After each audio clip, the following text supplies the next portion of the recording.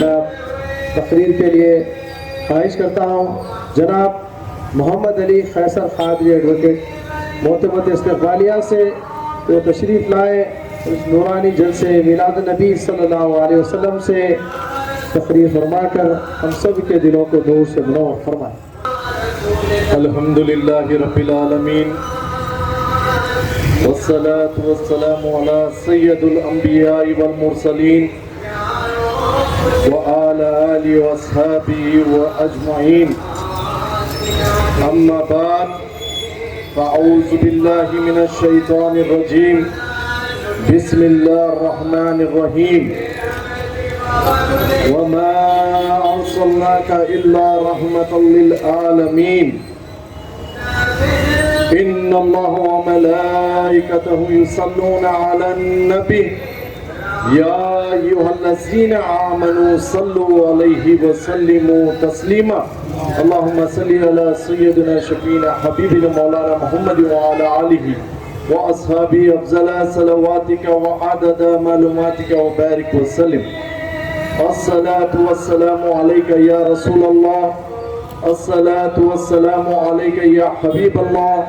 الصلاة والسلام علیک یا خیر خلق اللہ صلی اللہ تعالی علیہ وسلم۔ تم پہ سو جان سے قربان رسول عربی، تم میری جان کی ہو جان رسول عربی، آپ کی وجہ سے اللہ کو سب نے جانا، ہے بڑا آپ کا احسان رسول عربی، تا دم حشر رہے باد خزاں سے محفوظ، آپ کا یہ چمنستان رسول عربی۔ اسٹیج پر جلوہ نور آفتاب خطابت حضرت علامہ مولانا سید شجاعت علی سراج قادری صاحب مدظ اللہ عالی، صدر کل ہند مرکزی مجلس اہل سنت و جماعت و 12 روزہ جلسے عید میلاد النبی صلی اللہ علیہ وسلم کے صدر استقبالیہ، میرے برادر جناب مرزا شاہ نواز بیگ قادری ایڈوکیٹ صاحب و انچارج جناب سید حامد الحسن کلیمی علی پاشا صاحب و کنوینر جناب سالم چشتی صاحب و سامعین اکرام اراکین اہل سنت و جماعت، السلام علیکم ورحمۃ اللہ وبرکاتہ۔ سب سے پہلے الحمدللہ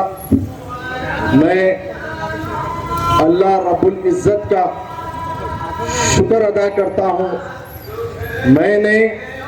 نہیں بلکہ آپ کو بھی یہ شکر ادا کرنا چاہیے کہ اللہ رب العزت نے سرکار دو عالم صلی اللہ علیہ وسلم کے صدقے و توفیل ہمیں پھر ایک بار ربیع الاول کا مہینہ نصیب فرمایا۔ سامعین کرام، یہ وہ مہینہ ہے جس میں اللہ رب العزت نے اپنے سب سے محبوب رحمت عالم حضرت محمد مصطفیٰ احمد مصطفیٰ صلی اللہ تعالی علیہ وسلم کو اس دنیا میں بھیجا تھا۔ سامعین اکرام، میں تمام عاشقان مصطفیٰ صلی اللہ علیہ وسلم کو یہ کہنا چاہتا ہوں کہ یہ جو جلسہ ہے جو دبیل پورہ دروازے پہ پچھلے کئی سالوں سے منعقد ہوتا ہے، کل ہند مرکزی مجلس اہل سنت و جماعت کے زیر اہتمام آفتاب خطابت حضرت سید شجاعت علی سراج قادری صاحب کی صدارت میں، جس کے بانی جناب مرزا شاہ نواز بیگ قادری ایڈوکیٹ صاحب ہیں اور کفیل احمد صاحب ہیں، تو میں آپ تمام کو جو عاشق مصطفیٰ ہیں ان تمام کو یہ کہنا چاہتا ہوں کہ وہ لوگ تمام کے تمام اپنے دلوں کو، اپنے ذہنوں کو، اپنے کانوں کو اپنی سوچ کو ہر طریقے سے اس جلسے کی طرف متوجہ کر دیتی. میں دیکھ رہا ہوں کہ یہاں پر مختلف بھی پروگرامات چل رہے ہیں، لیکن ہمیں جو عاشق رسول رہتا ہے وہ جب جلسہ مصطفیٰ صلی اللہ علیہ وسلم کا منعقد ہوتا ہے تو تمام تر چیزوں کو نظر انداز کر کے وہ اس کی توجہ صرف اور صرف آقا دو عالم صلی اللہ علیہ وسلم کے صدقے کو لوٹنے کے لیے اسی جگہ توجہ رکھنا چاہیے. سامعین اکرام، الحمدللہ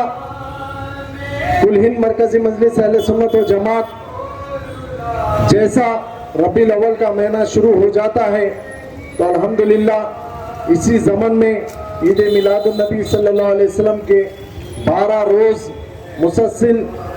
حیدرآباد و اکناف میں اپنے جلسے منعقد کرتی ہے، اور صرف یہ جماعت کا اور آفتاب خطابت کا ایک ہی مقصد ہوتا ہے، یہ محفلیں جمع کرنے کا، یہ محفلیں سجانے کا صرف اور صرف یہی مقصد ہوتا ہے. نہ تعداد کو دیکھنے کا ہوتا ہے، نہ ہجوم کو دیکھنے کا ہوتا ہے. بس اس مقصد سے یہ محفلیں سجائی جاتی ہے کہ محفل میلاد جہاں پر بھی سجائی جاتی ہے وہاں سے تمام تر بلایات کو دور ہو جاتے ہیں، تمام پریشانیاں اس جگہ کے اس محلے کے دور ہو جاتی ہے، وہ محلہ اس جگہ بابرکت والی ہو جاتی ہے، اور سال تمام وہ جگہ ہر مصیبت آفات سے اس کی حفاظت ہو جاتی ہے. بس اور سرکار دو عالم صلی اللہ علیہ وسلم کے عشق کو عاشقان مصطفیٰ صلی اللہ علیہ وسلم کے دلوں میں بسا دینے کے لیے کل ہند مرکزی مجلس اہل سنت و جماعت یہ جلسہ منعقد کرتے ہی ہے. کیونکہ 12 ربیع الاول میلاد النبی صلی اللہ علیہ وسلم کا جب مہینہ شروع ہوتا ہے تو مختلف طریقوں سے کئی چیزیں سامنے آتی ہے، کئی چیزیں دنیاوی ہر طریقے سے یہ زور لگا دیا جاتا ہے کہ کسی بھی طرح اس مقدس محفلوں کو ڈسٹرب کیا جائے. دیکھیے کہ پچھلے سال کچھ اور ہوا تھا، اسکینر نکلا تھا وقف بورڈ کی زمینوں پر، اس سال بھی یہی چل رہا ہے کہ SIR آ گیا تھا، اور ساتھ ساتھ تمام جتنے بھی عالم دین ہیں سب کو اس زمین کا نام لے کے جو جامع نظامیہ کی ہے بس اسی کاموں میں مصروف کر دیا گیا ہے. سامعین اکرام، میں بڑی ذمہ داری سے کہہ رہا ہوں، الحمدللہ 43 سال سے آفتاب خطابت چاہے کچھ بھی ہو جائے، بلکہ ہم تو آئی وٹنس ہیں کہ کرونا جیسی وائرس کی وبا میں بھی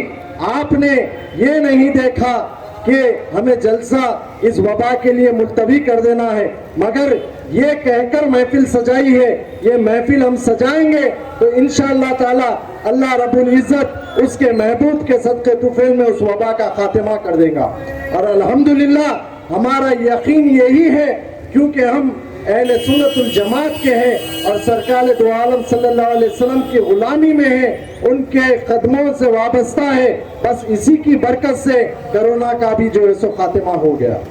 الحمدللہ یہ تو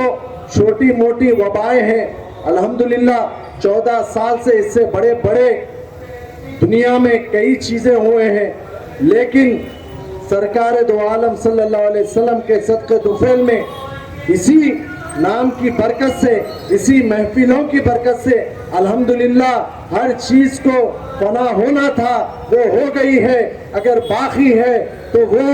آپ کے اور میرے آقا حضور حضرت محمد مصطفیٰ صلی اللہ علیہ وسلم کی میلاد کی محفلیں باقی ہے، اور انشاءاللہ تعالی تا قیامت تک یہ محفلیں باقی رہیں گی. اور اسی پرجوش طریقے سے انشاءاللہ تعالی ہم بھی، ہمارے آنے والے نسلیں بھی سرکار دو عالم صلی اللہ علیہ وسلم کی میلاد مناتے جائیں گے. سامعین اکرام، میلاد النبی منانا کہاں پر ہے؟ یہ قرآن میں کہاں پر ہے؟ حدیث میں کہاں پر ہے؟ یہ باتیں بہت ہو چکی ہے، اب یہ باتوں پر ہمیں غور کرنا نہیں چاہیے، نہ یہ باتوں کو سن کر اس کا جواب ڈھونڈنے کی ضرورت نہیں ہے. بس اتنا سمجھ لیجئے کہ اللہ رب العزت نے قرآن میں فرما دیا وَمَا أَرْسَلْنَاكَ إِلَّا رَحْمَةٌ لِلْعَالَمِينَ. بس اے حبیب ہم نے آپ کو سارے عالم کے لیے رحمت بنا کے بھیجا ہے. بس اسی آیت کافی ہے کہ ہم رحمت للعالمین کا میلاد منانا ہے، کیونکہ ہم جو بھی عبادت کرتے ہیں وہ یہی مقصد سے کرتے ہیں. اگر نماز پڑھتے ہیں، اگر روزہ رکھتے ہیں، اگر حج کو جاتے ہیں، عمروں کو جاتے ہیں، کوئی بھی نیک کام کرتے ہیں، بس یہی ہمارا مقصد رہتا ہے کہ اللہ کی رحمت ہمیں مل جائے. تو جب اللہ فرما رہا ہے کہ اس کے حبیب کو، اے حبیب ہم نے آپ کو سارے عالم کے لیے رحمت بنا کر بھیجا ہے، تو ہم اسی مقصد سے رحمت للعالمین کا میلاد مناتے ہیں. جب ہم رحمت للعالمین کا میلاد منائیں گے انشاءاللہ تعالی سرکار بھی اس سے خوش ہو جائیں گے اور اللہ رب العزت بھی اس سے خوش ہوں گا، اور ہمیں اور آپ کو سرکار دو عالم صلی اللہ علیہ وسلم کے صدقے طفیل میں جنت میں بھی اعلیٰ سے اعلیٰ مقام عطا فرمائیں گا. کیونکہ اگر یہ عقائد اہل سنت جماعت کا عقیدہ ہے کہ ایمان محبت رسول ہے، اگر محبت رسول ہمارے دلوں میں نہیں ہے، اگر